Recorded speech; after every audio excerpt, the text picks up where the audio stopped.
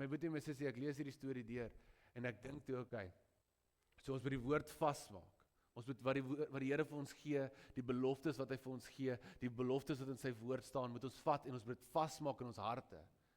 Ons moet onsself herinner aan wat die Here al gedoen het. Ons moet onsself herinner aan die grootheid van God. Ons moet beweeg in dit. Maar wat gebeur dan ook in hierdie storie, is Petrus is op hierdie boot en hy sê vir die Here, Here, as dit U is, laat ek na U toe kom. En Jesus sê vir hom, kom.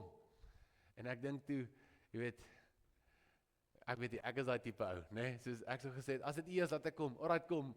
Is seker. Kan U nie net na ons toe kom nie, né? Dan moet ek op water loop, dis rof. Anyway, Petrus spring oor die boot en hy begin op die water loop. En hoor wat gebeur, vers 30. Maar toe hy die sterk winde sien, het hy bang geword en toe hy begin sink, roep hy uit en sê, Here, red my. En die woord sê in 31, Jesus het dadelik sy hand uitgestrek en hom gegryp en hom opgetel, hom gered en gesê, hoekom twyfel jy? Waarom het jy getwyfel? My boetie en my sussie, niks in hierdie skrifgie dui vir ons aan dat die winde het sterker geword nie. Dit dui nie aan dat ewe skielik was daar 'n storm nie. Daar was nog die heeltyd 'n storm. Die probleem is dat in hierdie oomblik het Petrus sy oë van Jesus afgehaal en het net begin raak sien wat verkeerd gaan. Hy het net begin raak sien hoe die winde teen hom is. Hy het net begin raak sien wat alles nou nie reg uitdraai nie. En is in daai oomblik waar die twyfel begin inkruip het. Sien, dis in hierdie tydperk van wag, dis in hierdie oomblikke wat ons moet vertrou, wat ek en jy regtig intentioneel moet wees om die Here te soek.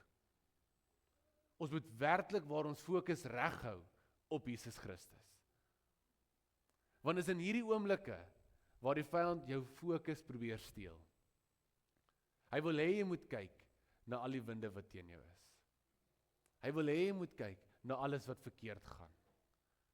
Hy wil hê jy moet sien hoe dinge nie uitgedraai het soos jy wil hê dit moet uitgedraai het nie. Maar is in hierdie oomblik waar ek en jy intentioneel moet wees op wat ons aandag rig. Het die woord van God ons aandag? Het die beloftes van die Here ons aandag? Of is ons net vas aan wat verkeerd gaan? Kyk ons net rond na die dinge wat op die oomblik teen ons vaswaai.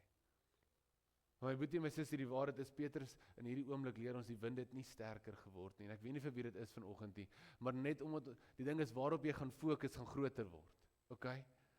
So as jy die hele tyd gaan fokus op alles wat verkeerd is, gaan dit so groot word in jou lewe, dat jy nie meer die goedheid van God kan sien nie. Want jy kyk net vas in alles wat verkeerd loop. En is in hierdie vertroue tydperk wat ek en jy ons fokus moet regkry. En sê, Here, help my. Help my dat die vyand nie ons gedagtes kom steel die hele tyd nie. Help ons dat ons gedagtes in gehoorsaamheid kan staan teenoor die woord van God.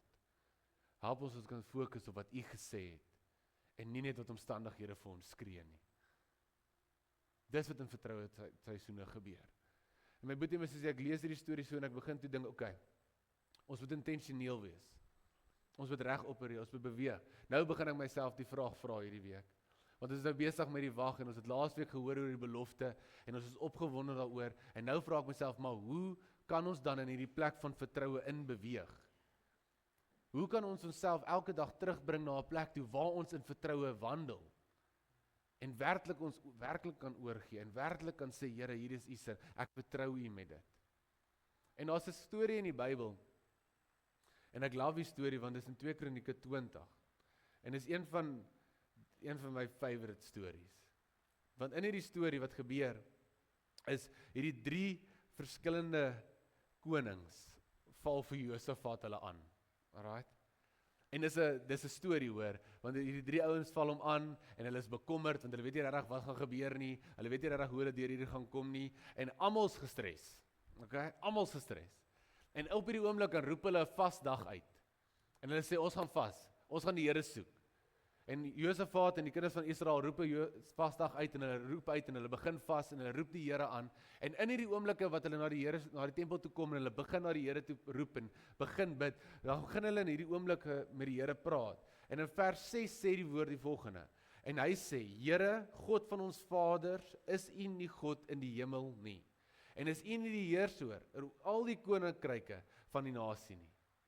Dan sê hy, ja, in u hand is krag en sterkte, sodat niemand teen u kan standhou nie. Het u ons God nie die inwoners van hierdie land voor die volk Israel uitverwyder en dit vir altyd aan die nageslagte van Abraham, u vriend, gegee nie. Hulle roep dit uit, hulle begin met die Here praat. En die eerste ding wat hulle doen, is hulle herinner hulle self aan die grootheid van God. Hulle herinner hulle self aan hoe groot ons God is, aan wat hy al gedoen het, aan wie hy is. Dat alles is in die palm van sy hand. Dat hy is in beheer van elke oomblik. En hy is saam met hulle deur hierdie oomblik ook. Sien, baie keer moet ek en jy onsself herinner aan hoe groot ons God is. Baie keer moet ek en jy die vyand herinner aan wie ons behoort. Want die Bybel sê, nee, die woord van God sê, as God vir ons is, julle ken dit nou al, wie kan teen my wees? As God vir ons beklei, wie kan teen ons staan? As die Here saam met ons beweeg, dan kan ek en jy hoop skep en moed skep en weet dat die Here kan beweeg op soveel maniere wat ons nie eens kan verstaan nie. En in hierdie oomblik roep Josafat hulle uit. Hulle sê, Here, ons herinner onsself aan hoe groot U is. Ons verneder onsself voor die kragtige hand van God. Die Bybel sê 1 Petrus 5 vers 6, verneder julle dan voor die kragtige hand van God, sodat hy julle op die regte tyd kan verhoog. My broer en my sussie, om myself te verneder vir God, beteken om te sê, Here, ek is totaal en al afhanklik van U. Ek kan dit nie in my eie krag doen nie. Ek kan dit nie in my eie verstand doen nie. Die waarheid is, ons eie verstand het ons al in moeilikheid gekry waar ons vandag is, en ons het U vandag nodig om ons op die regte tyd U uit te kry. Daarom verneder ons onsself voor U. En ons sê, Here, ons het U nodig. Die tweede ding wat hulle doen, is hulle herinner die Here aan die beloftes wat hy oor Abraham gespreek het. Ek en jy, my boetie, my sussie, 'n rol wat ons moet intree, is ons moet die Here herinner aan die beloftes wat hy gespreek het. Ons moet hom herinner daaraan.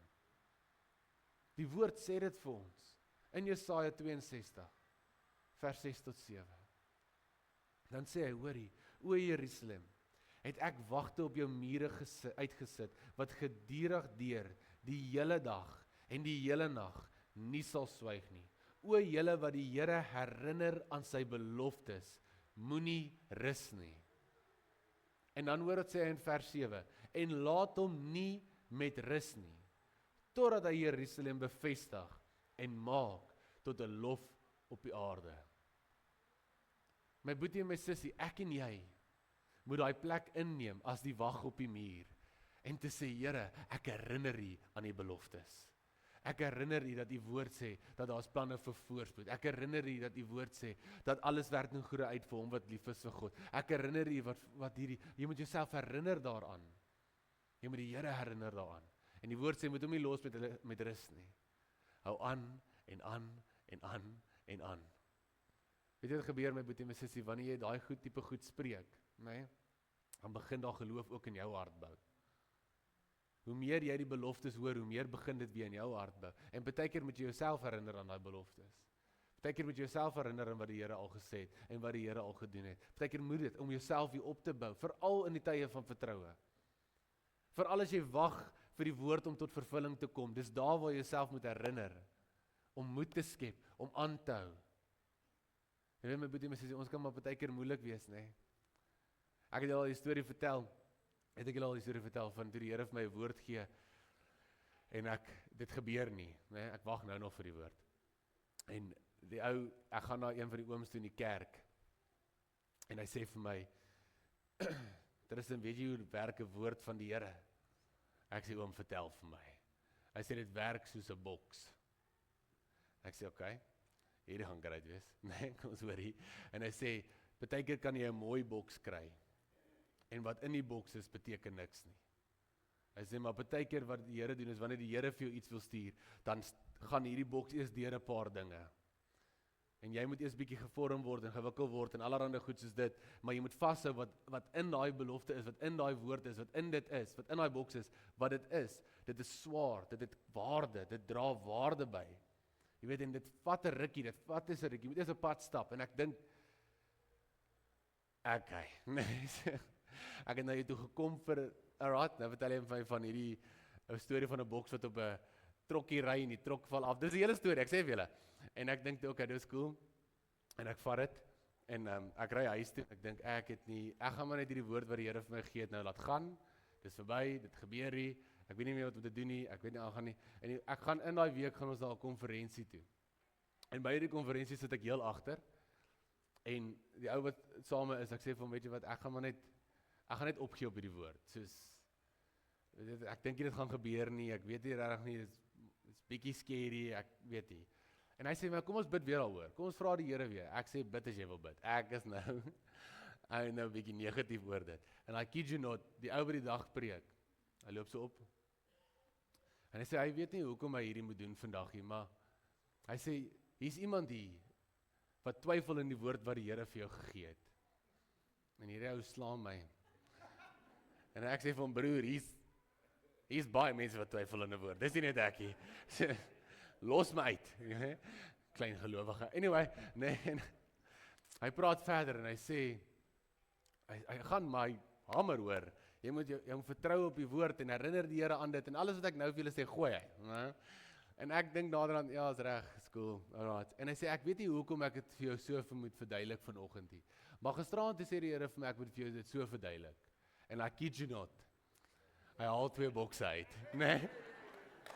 En ek sê daar en ek dink, alright, né? Ek sê jammer Here en van daai dag af besef ek dat jy moet jouself herinner aan die woord al sien dit nie gebeur nie. Jy moet jouself herinner daaraan en jy moet aanhou dit glo. Jy moet aanhou loop in dit. Al gebeur dit nie, al sien jy dit nie. Al wonder jy tot vandag toe hoe gaan dit uitdraai. Moet jy weet dat as die Here vir jou woord gegee het en jy begin in daai rol intree wat jy moet intree en jy verneder jouself voor die kragtige hand van God en jy herinner jouself aan die beloftes wat die Here vir jou gegee het en jy begin in daai rol tree, dan kan jy die Here vertrou met die res. Maar as jy nie in daai rol intree nie, my boetie en my sussie, dan kan ons nie dit vertrou nie. Dan kan ons nie wag vir dit nie. Maar ons moet in dit intree. Josafat, hulle leer ons dit. Hulle begin deur om te sê, ons verneder onsself voor God en ons begin onsself herinner aan die beloftes van God. Maar hulle stop nie net daar nie. Want ja, hulle begin by dit. Maar die volgende ding wat ons lees ons in vers 12, wat sê, hulle begin ook bid en hulle sê, onse God, sal U nie teen hulle strafgereg oefen nie, want in ons is geen krag teenoor hierdie groot menigte wat teen ons gekom het nie. En ons weet nie wat ons moet doen nie. Hoor haar, ons weet nie wat ons moet doen nie. Maar ons oë is op U.